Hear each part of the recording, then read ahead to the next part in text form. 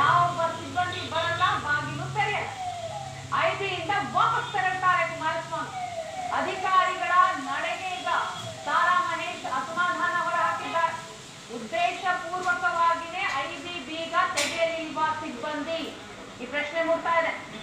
ದೃಶ್ಯದಲ್ಲಿ ನೋಡ್ತಾ ಇದ್ದೀವಿ, ಕುಮಾರಸ್ವಾಮಿ ಅವರು ನಂಜನಗೂಡು ಪ್ರವಾಸಿ ಮಂದಿರಕ್ಕೆ ಬರ್ತಾರೆ. ಆ ಸಂದರ್ಭದಲ್ಲಿ ಮಂದಿರ ಕ್ಲೋಸ್ ಆಗಿರುತ್ತೆ, ಯಾರು ಕೂಡ ಬಂದು ಓಪನ್ ಮಾಡೋದಿಲ್ಲ.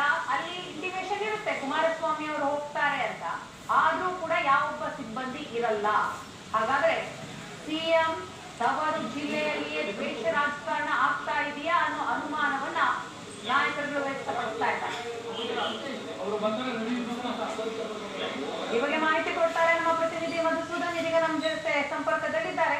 ಮಧು, ಏನಿದು ಕುಮಾರಸ್ವಾಮಿ ಅವರು ಪ್ರವಾಸಿ ಮಂದಿರಕ್ಕೆ ಬಂದರೂ ಕೂಡ ಬಾಗಿಲು ತೆಗೆಯಕ್ಕೆ ಯಾರು ಇರಲಿಲ್ವಾ, ಹೇಗೆ? ಏನಂತ ಹೇಳಿದ್ರೆ, ಈಗ ಕೇಂದ್ರ ಸಚಿವರಾಗಿರ್ತಕ್ಕಂಥ ಮಾಜಿ ಮುಖ್ಯಮಂತ್ರಿ ಎಚ್ ಡಿ ಕುಮಾರಸ್ವಾಮಿ ಅವರು ಇವತ್ತು ನಂಜನಗೂಡು ಮೈಸೂರು ಪ್ರವಾಸವನ್ನ ಮಾಡ್ತಾರೆ ಅನ್ನೋದು ಅಧಿಕಾರಿಗಳಿಗೆ ನಿನ್ನೆ ಕೂಡ ಇಂಟಿಮೇಷನ್ ಆಗಿದೆ. ಇದರ ಪ್ರವಾಸದ ವಿವರವಾದ ಪಟ್ಟಿಯನ್ನ ಕೂಡ ಅವರು ಆಗ್ಲೇ ಕೂಡ ಸಂಬಂಧಪಟ್ಟ ಅಧಿಕಾರಿಗಳಿಗೆ ಕೂಡ ಕಳಿಸ್ಕೊಟ್ಟಿದ್ರು. ಅದೇ ರೀತಿಯಾಗಿ ಇವತ್ತು ಬೆಳಗ್ಗೆ 8:30 ಸುಮಾರಿಗೆ ಅವರು ಏನು ನಂಜನಗೂಡಿನ ನಂಜುಂಡೇಶ್ವರ ದೇವಸ್ಥಾನ ಇದೆ, ದೇವಸ್ಥಾನಕ್ಕೆ ದಲ್ಲಿಯಲ್ಲಿ ವಿಶೇಷ ಪೂಜೆಯನ್ನು ತತ್ತು ಬಂದಿರು.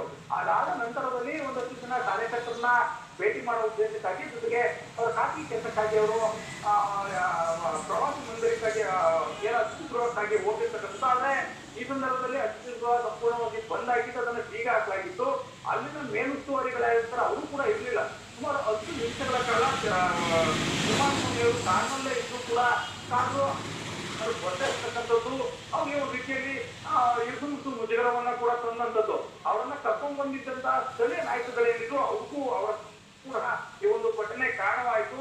ತಕ್ಷಣದಲ್ಲೂ ಕೂಡ ಅಧಿಕಾರಿಗಳು ಅಂದ್ರೆ ರಾಜ್ಯ ಮಟ್ಟದಲ್ಲಿ ಈ ರೀತಿಯಾದ ಒಂದು ಅಂದ್ರೆ ಕೇಂದ್ರ ನಾಯಕರಿಗೊಬ್ಬರಿಗೆ ಈ ರೀತಿಯಾಗಿ ಎಸುಮುಸು ತಪ್ಪುವಂತಹ ಪ್ರಸಂಗವನ್ನ ತರ್ತಾ ಇದ್ದಾರಲ್ಲ ಅನ್ನೋ ಒಂದು ಕೋಪವನ್ನ ಕೂಡ ಸ್ಥಳೀಯ ನಾಯಕರು ಹಾಕಿದ್ದನ್ನು ಕೂಡ ನಾವು ಇಲ್ಲಿ ಗಮನಿಸ್ತಾ ಹೋಗ್ಬೋದು. ಎಲ್ಲೋ ಒಂದು ಕಡೆ ಪದೇ ಪದೇ ಕುಮಾರಸ್ವಾಮಿ ಅವರ ವಿಚಾರವಾಗಿ ಈ ಒಂದು ಪ್ರಸಕ್ತ ವರ್ಷದಲ್ಲಿ ಈ ರೀತಿಯಾದ ಘಟನೆಗಳು ಹೊರತುಪಡಿಸ್ತಾ ಇರ್ತಕ್ಕಂಥದ್ದು ರಾಜ್ಯ ಸರ್ಕಾರದಲ್ಲಿ